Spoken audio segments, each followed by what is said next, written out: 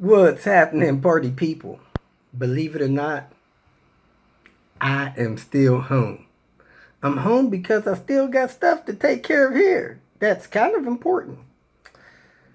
I've gotten in contact with people that I'm supposed to help on my way back to California. I need to gather parts and I don't have all the tools that I should have to get this stuff done.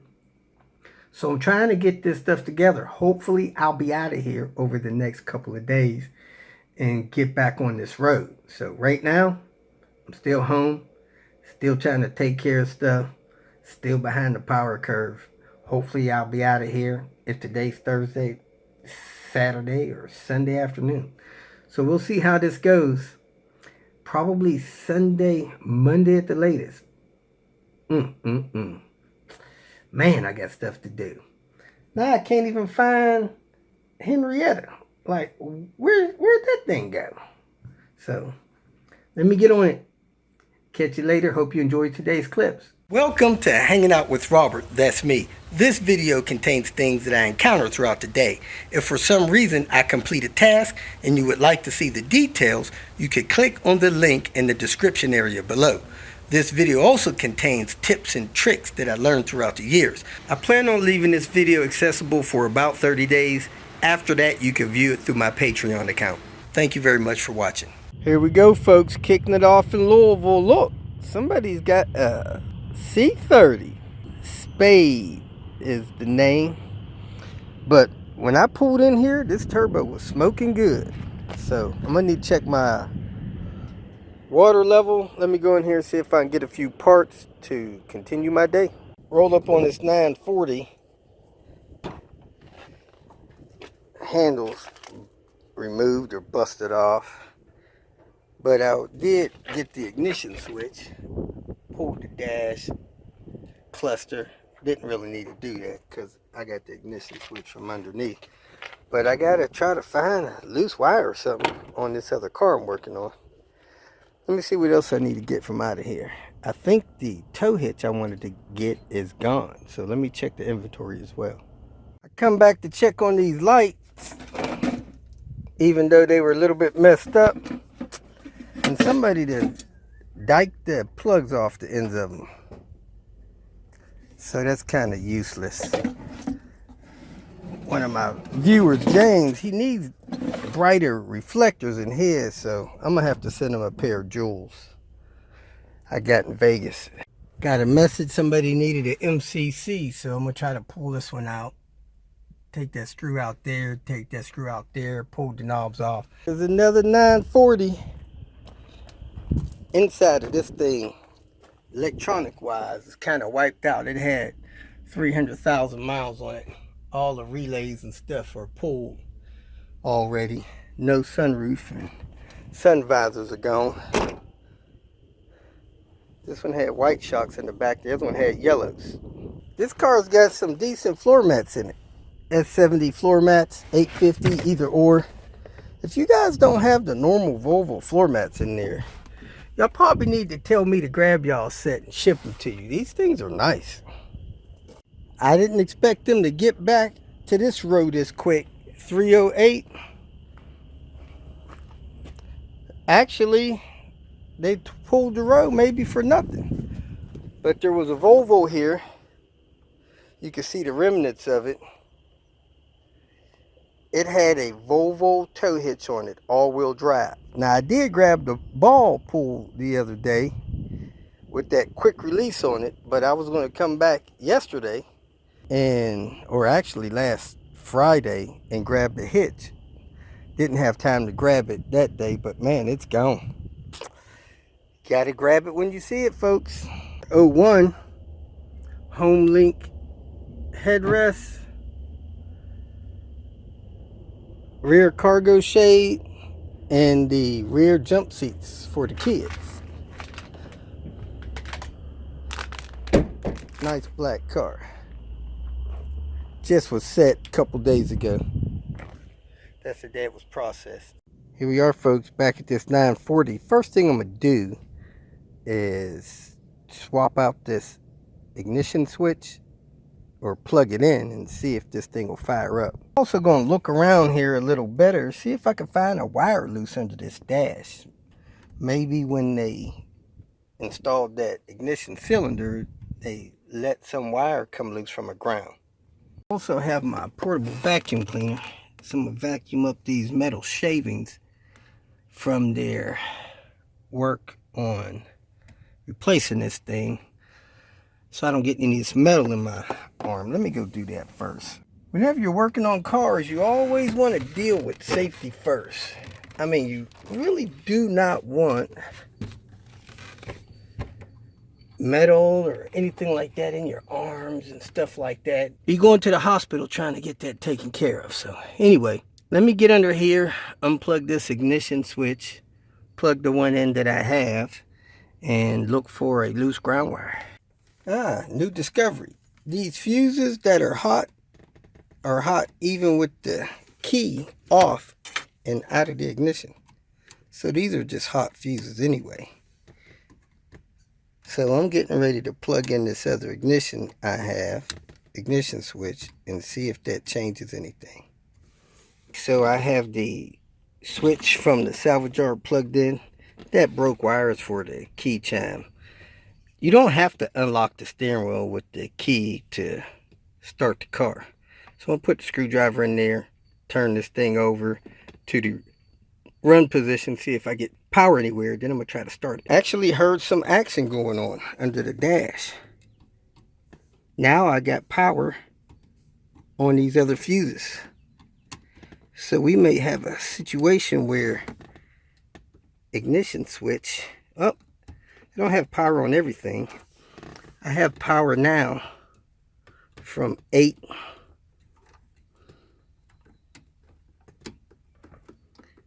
9, 10, nothing on 11, 12, 13, nothing on 14, 15, maybe I can't hit 14, nothing on 17, nothing on 18, nothing on 19, nothing on 20, nothing on 21, nothing on 22, nothing on 25. Let's crank it, see if it starts. Oh, looky, I even have dash lights. Doesn't seem like I have enough power to crank it. Sad part about it is I didn't bring my adapter to my jump box. I bought 2 new ones and I left both of them, but let me go ahead and test the battery. Well, the owner was supposed to charge the battery, but it is not charged. It says it's too low even to test. The initial hookup says 11.4 volts. So let me see if I got my jump box. I did find another set of jumper cables. 11.47 volts. Power too low. Continue testing anyway. Health 0. Charge 0. It has 34 cold cranking amps out of 600. I did find this straight line jump cable, so this might have been out of that proper jump box. Let me find that jump box, try to jump this car. These are the actual cables to this jump box. I got it set. I'm going to push the button to get it to boost. I got 28 seconds to start this car. See if it'll crank, folks. And she fires right up. Listen to that thing purr, man. That's red block action there. So we know the ignition switch problem. Look how loose that one belt is. So I'm going to go ahead and do the regular other maintenance on this car, which is the brakes, replace this ignition switch. I'm going to look on the back of the ignition switch when I pull it to see if the post is broken, but I don't think it is. So somehow the ignition switch got fried. Don't have a tachometer for some reason. Oh, yes we do. All right, let me cut this car off. I don't know if it has any coolant. I have no proof of this, but this actually looks like a newer switch. And remember when I unplugged it and that piece fell off the back? I think that was keeping tension on something in there. That's probably why this switch failed. So my guess is Somebody opened it up, tore it open. I see pry marks, hammer marks on it there. Somebody's tampered with this switch. That's probably caused the failure. But anyway, we got a working used one here. Let's get this in. We're going to start it with the key. Got lights up. Alright, let me go disconnect the jump box. As you can see, no key. I got power 1 through 7.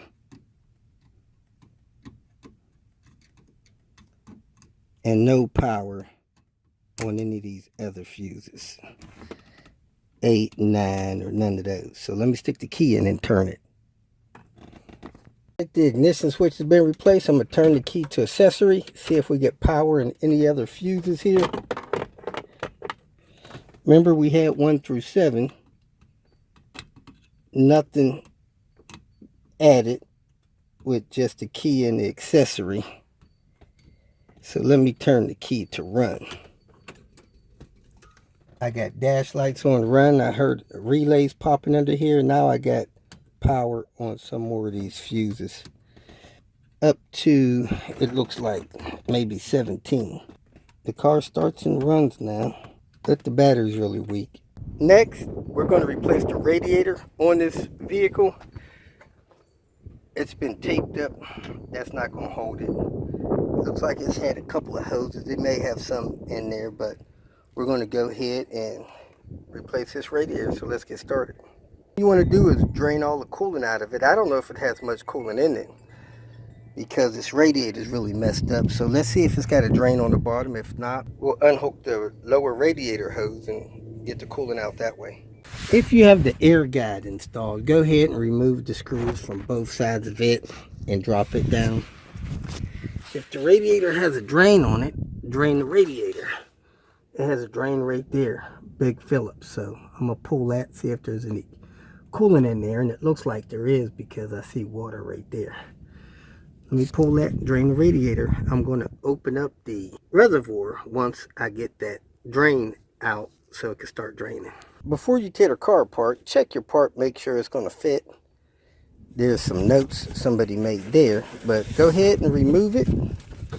Make sure it looks like it matches up to what you got. Let me get this out of here. It does appear to match up. I'm going to proceed. Next thing I'm going to do is disconnect the transmission lines. You got one there, and then after I do that, I'm going to disconnect the coolant feed line from the coolant reservoir. Then I'm going to disconnect the lower radiator hose and the upper radiator hose. These two transmission lines are 15 millimeter, so use a 15 millimeter to get those, and you can use a flat tip screwdriver or a 7 millimeter to get your hoses loose to your clamps there and down there and over here. Sometimes people have 8 millimeter clamps on these things if they're not Volvo. Use the clamp tool to pull this clamp off of here so that you can get this hose off the top of the radiator. When you're taking your lines and stuff loose, be careful you don't rake your arm across this fan because it will tear the skin right off your arm. That's going to hurt later. After you get your lines disconnected, pull a couple of these screws, T25 they look like, and lift your fan up and set it out of the way because it's got the harness hooked up to the fan over here somewhere. I don't think it has a plug to it. It's just the whole harness hooked onto it. So let me take those screws out. Set the fan aside. Try not to damage it in the process. Next I'm going to take this screw out, lift these two brackets up. See, it's got some kind of screws here for something. We'll check that out. It appears that's the AC condenser attached to the radiator. So I'm going to go ahead and remove this piece here. I'm going to take these clips out, quarter turn, lift this piece of plastic up and out of the way. And then I'm going to take these 12 millimeter screws out. Looks like I got 6, maybe 7 of those. That'll get this piece out of the way. Then I should be able to access those screws to the condenser. Set that piece aside. Pull these two screws out of here. Now I'm going to try to lift that out. Radiator lifts right up and out of there. So I got to make sure that these things are the same size. Make sure those screw on. Also, I got to pull these off of here and put them on a new radiator so I could screw that condenser back on there. So let me do that and slide this thing in place. Bottom of the radiator has those, I call them legs or feet or whatever. And when you maneuver this down there, they fall into those rubber bushings. So make sure those rubber bushings are there on both sides. And you can backwash this condenser before you put this radiator in. I slid it down there and I couldn't get the holes for the condenser shroud to line up. So we got a fitment issue here. The new radiator sitting on the ground appears to be about a ½ inch taller than the original radiator. Look at there. The radiator itself is about a ½ inch taller, and that metal piece where that stuff attaches to is a whole 3/4 of an inch taller. I don't know if this thing will go down here and attach or not, but we're going to give it a try. But the condenser's not going to attach to it, right? Yeah, that sucks. The radiator that is coming off is a Nissan's. So if you get a Nissan's, it probably fits. I don't know what aftermarket brand this thing is, but it's just looks like almost a ½ inch taller, but this metal piece up here is a lot taller. That's the main problem there. Let's see what happens. We have another fitment issue. See this part of the fan shroud? It's supposed to fit down in this track of this radiator, and that does not fit. It almost fits on this side. It does not fit on this side. So let's see if I get this thing down on here without it flopping around and falling away. Got this on. Got the two supports on top of the radiator. Now the fan holes do not line up to screw the fan shroud on there, so you could tap new holes for that or get a radiator that fits. Because this radiator is soft aluminum and that piece, that support up there, is soft as well, I was able to lean on my screws and self-tap those in there to hold this fan shroud on there. Missing one screw on this side. It should have had 3 screws. It only had 2. I'm going to connect the hoses and the coolant lines for the transmission. Transmission probably lose 4 ounces of fluid doing this, so you may want to add 4 ounces to the transmission. And that transmission dipstick is the yellow one over there. There you have it, folks. The lower radiator hose on, clamped tight, lower transmission cooler, coolant bottle feed, upper transmission cooler, this overflow hose, and this hose over here. Everything's connected, hooked back up, so it should be good to go. Hopefully the hood closes down on that radiator since it's ½ inch high. Should be good. So we got that fan belt moved over. I don't see any cracks in it, some wear on it, but it should be okay.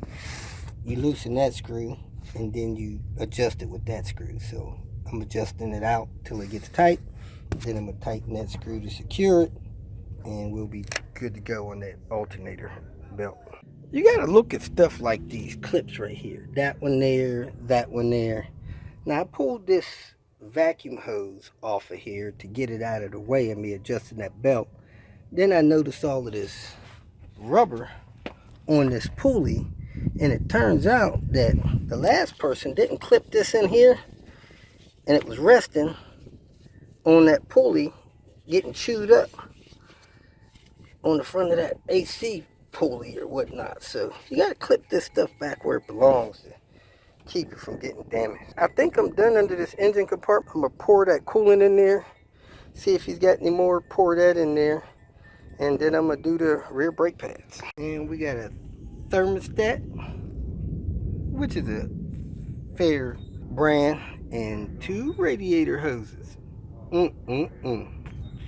Guys know how I feel about this? Thermostat's real easy.